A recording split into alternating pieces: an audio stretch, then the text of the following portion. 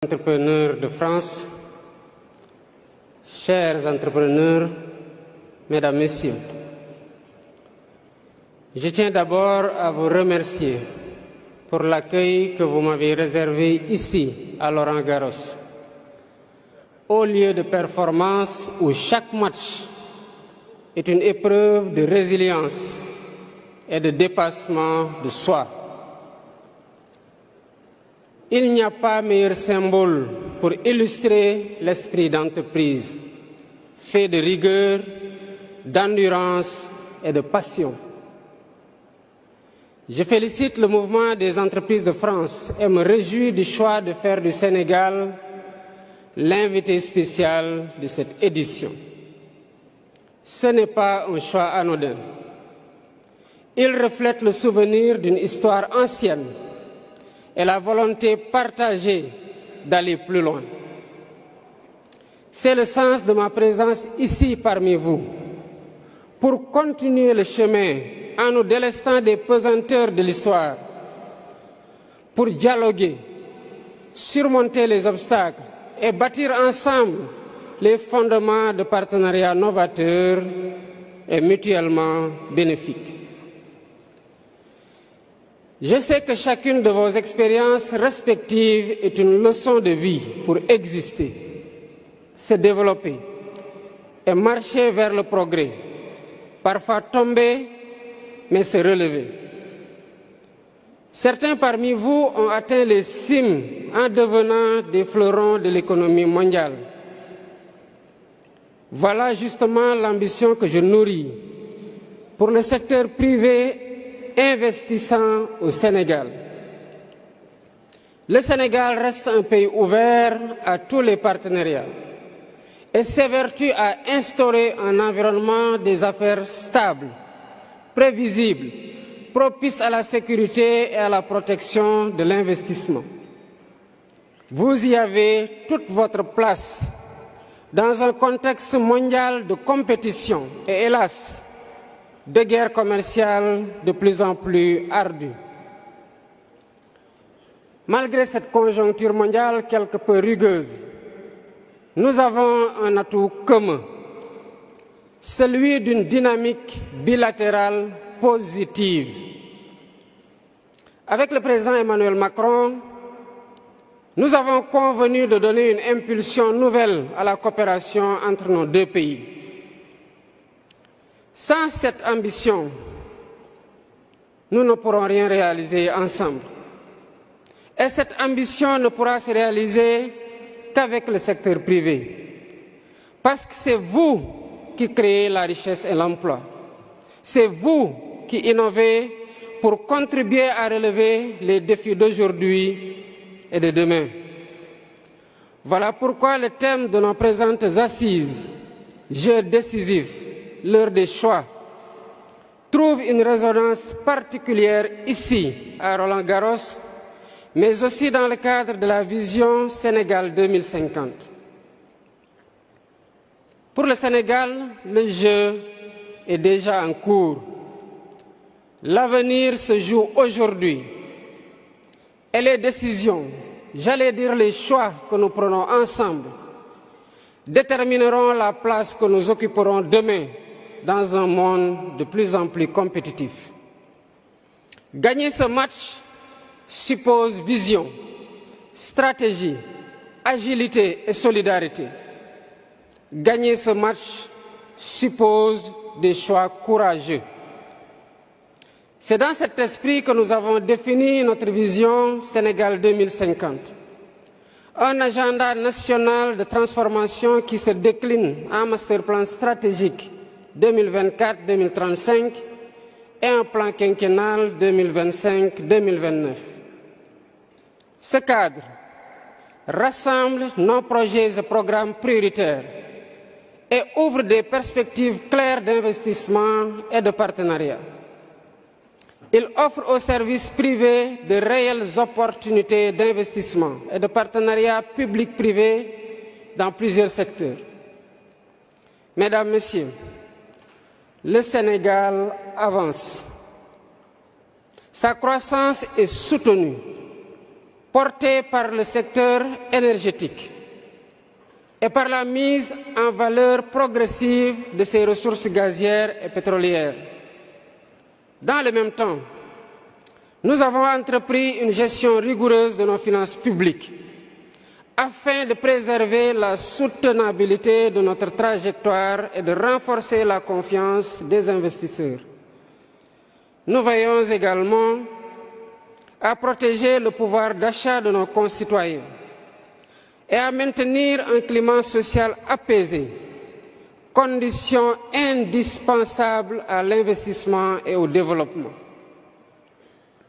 Et conscient que la compétitivité se joue aussi dans le cadre réglementaire et fiscal, nous avons lancé la révision de 3 codes. Le Code des investissements, le Code des douanes et le Code général des impôts. Pourquoi nous l'avons fait? L'objectif est clair, c'est d'alléger la fiscalité, simplifier davantage les procédures, renforcer la prévisibilité et améliorer significativement le climat des affaires. Mesdames, Messieurs, le nouveau Code des investissements proposera des incitations ciblées pour les secteurs stratégiques, tandis que la réforme du Code général des impôts visera à rendre notre système plus lisible, plus compétitif et mieux adapté aux réalités de l'entreprise. Pour le Code des douanes, il s'agit pour nous de moderniser le cadre juridique pour mieux répondre aux défis économiques et technologiques actuels sans constituer une contrainte pour les investisseurs et les entreprises. D'un autre côté, la lutte contre la corruption est également au cœur de mon agenda.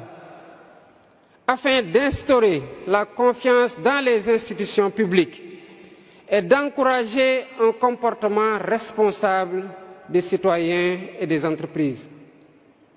L'objectif étant, en ce qui concerne les entreprises, d'uniformiser les règles du jeu pour une concurrence plus saine. Ces chantiers s'accompagnent de mesures concrètes. Digitalisation complète des démarches via le guichet unique de l'APIX, facilitation de l'accès à un foncier productif et sécurisation des partenariats publics-privés grâce à un cadre rénové et transparent. Dans le secteur de l'énergie, qui est un facteur clé pour l'investissement, nos capacités sont en constante hausse, avec une part importante des énergies renouvelables dans notre mix énergétique et la mise en exploitation de nos gisements pétroliers et gaziers. Dans le numérique, notre stratégie baptisée le New Deal technologique et l'installation du parc des technologies numériques à Diamniadio ouvre des marchés porteurs pour des solutions innovantes et les start-up à vocation internationale. L'agro-industrie, avec ses agropôles régionaux, est au cœur de notre ambition de souveraineté alimentaire, tout en offrant bien sûr des débouchés exportateurs vers des marchés de plus en plus demandeurs dans le cadre notamment de la ZLECAf africaine. Nos infrastructures modernes, autoroutes, ports, aéroports, corridors logistiques renforcent notre intégration dans les chaînes de valeur régionales et mondiales.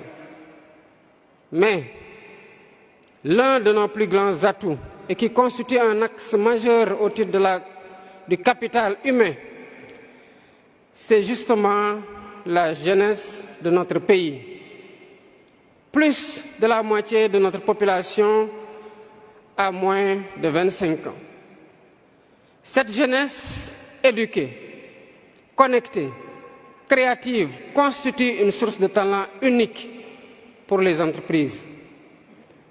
Voilà pourquoi nous investissons massivement dans la formation, dans l'innovation et l'entrepreneuriat pour transformer cet atout démographique en avantage compétitif.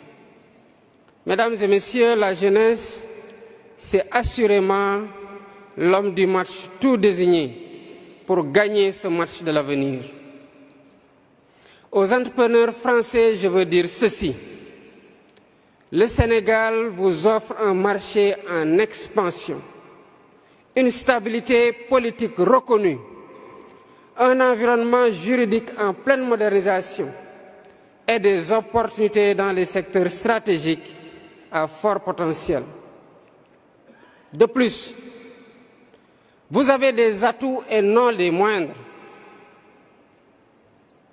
L'histoire que nous partageons, la connaissance du terrain que vous avez, la proximité géographique et des traditions juridiques et une langue commune à nos deux pays.